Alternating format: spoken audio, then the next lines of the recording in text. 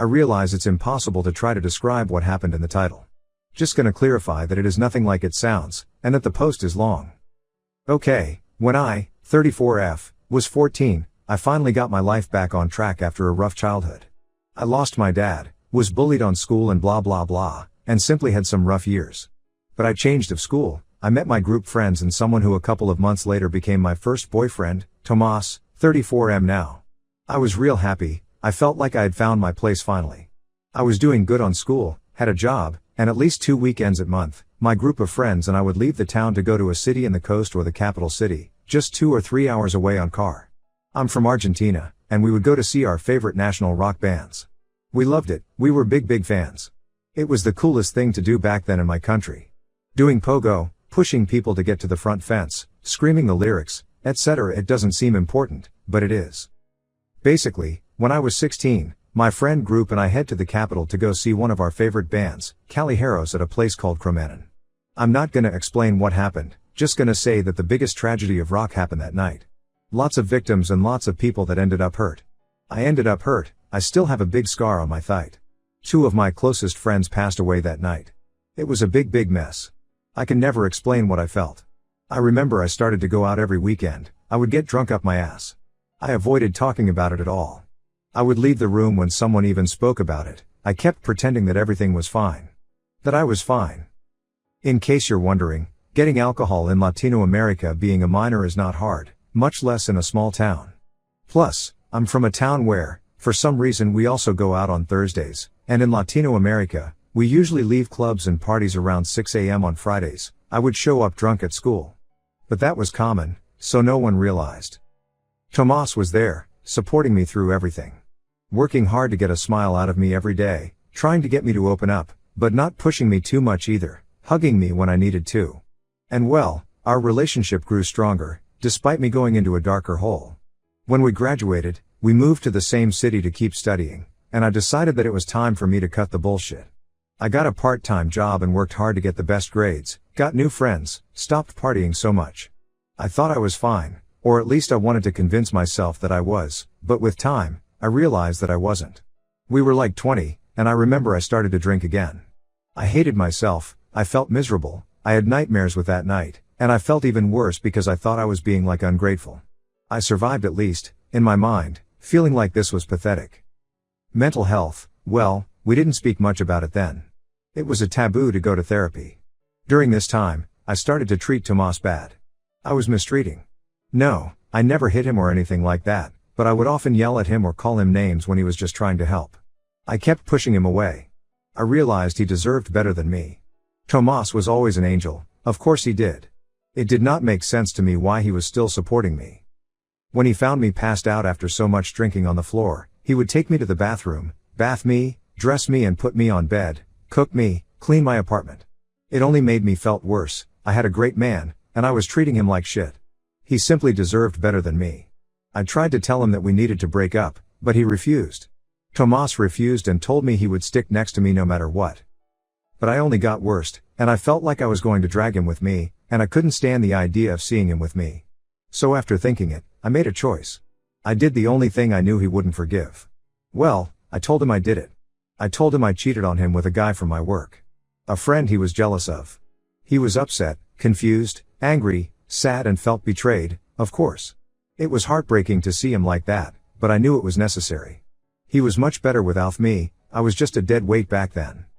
Anyway, he left. I simply did not see him again afterwards. I didn't call him either, didn't search for him even though I wanted to. After I graduated, I got a full-time job, and I got tired of feeling miserable. My mom got me in contact with survivors. I'm going to clarify, many survivors had killed themselves or tried to. Most of us ended up with serious mental health issues as you can see, and they ended up convincing me to start therapy. I stopped drinking for good, and well, it was all really hard. Finally stop avoiding reality and facing my problems, accepting that I needed help. All the process of opening up was hard, but worth it. Countless are the nights where I just stared at the phone, wondering if I should call Tomas or not. I wanted to call him, tell him I had lied, apologize for everything and thank him for everything he did for me.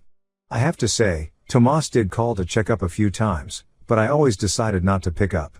I heard a lot of voicemails of him while he was drunk, asking how I could do that to him, but he would still say that he loved me and he asked me how I was.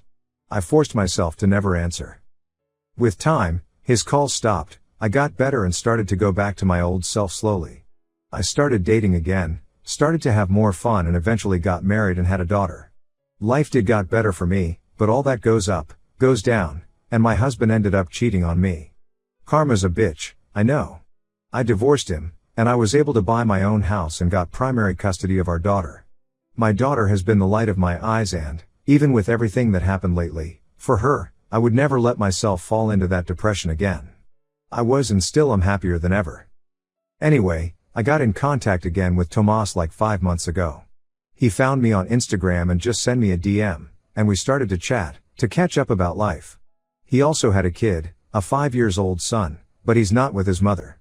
It was a product of a one-night thing, and they have a good co-parenting relationship. He has him 2 weeks a month. The thing is, we started to meet up again. Just as friends at first, but then we started to hook up. We would go on dates, but we never talked about the cheating. But finally, I confessed that my feelings for him were back. Tomas told me he was feeling the same, but he wasn't sure about starting anything again with someone who had cheated. That's when I chose to finally open up about what happened in the past, about how I was feeling and how I didn't want to drag him with me, so that's why I chose to lie about cheating on him. Tomas was shocked. He got upset and I remember how he left. He called me later and told me I shouldn't have lied to him about something like cheating, that I should have just tell him that I didn't want to be with him anymore. I explained again my side, and told him I rather him to think real bad of me, to be real sad for a while but eventually move on, than to drag him with me, to my dark hole. He just told me that he was an adult that could make his own choices, and that he just wanted to be there for me. I told him I didn't regret what I did, but I apologized for hurting him and hand up, and we haven't talked ever since. He called me yesterday, but I didn't pick up. I wasn't ready to talk with him yet. I have been processing all this information. Despite not being the best way, all this years I believed I had made him a favor with this. That even though it hurt him, it was the best for him. Also, I was not even close to be good enough to be in a relationship. I honestly don't know. I do know it wasn't the best way, but I had no strength to reject him. I knew he would have been able to convince me that he wanted to stay with me despite everything. Update 1. Unfortunately, my post fall on the side full of red pill incels and annoying bots that didn't even read or couldn't comprehend it, and I realized just by reading the first sentence. I don't really care, didn't even bother to read those comments to be honest, but I couldn't get much useful advices which was what I was looking for, but I got a few, and I appreciate them, honestly. Anyway, I'm going to start by clarifying that everything I wrote about Cromanon tragedy I only wrote it for context. It was over 19 years ago. I only wrote it to explain the place where I was, how my mind worked and how I was feeling. I would never ever come to ask advice about something like that on Reddit, come on. Be serious for the love of God. I'm saying this for all the people that acted like psychiatrists and psychologists and even tried to make a diagnosis out of a Reddit post. Seriously, even if it was with good intentions, is dangerous and really irresponsible to do so.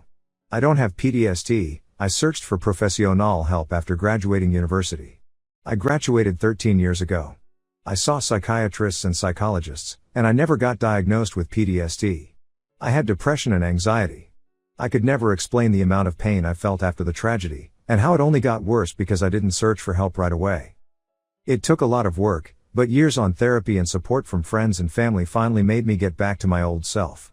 Not fully like I wanted to, but on a point, I didn't even recognize myself. I'm saying that for the ones who told me I was toxic, and I guess I was on a point. But the others were never the problem. I was so self-destructive back then that I thought the best would be to push everyone again. But like I said, that was so long ago. And I'm not even close to be like that. I repeat, I wouldn't be so irresponsible to get into another relationship, get married and have a child. When Tomas and I first started to date again, it was like the first years of our relationship. Healthy, fun and full of love. Not like the last year of our relationship, that was definitely the worst year of my life. I've talked about it on therapy for years and years, and I put it behind years ago. Now is just something that marked me, but that is my past. It left me lots and lots of problems, but well, it is what it is.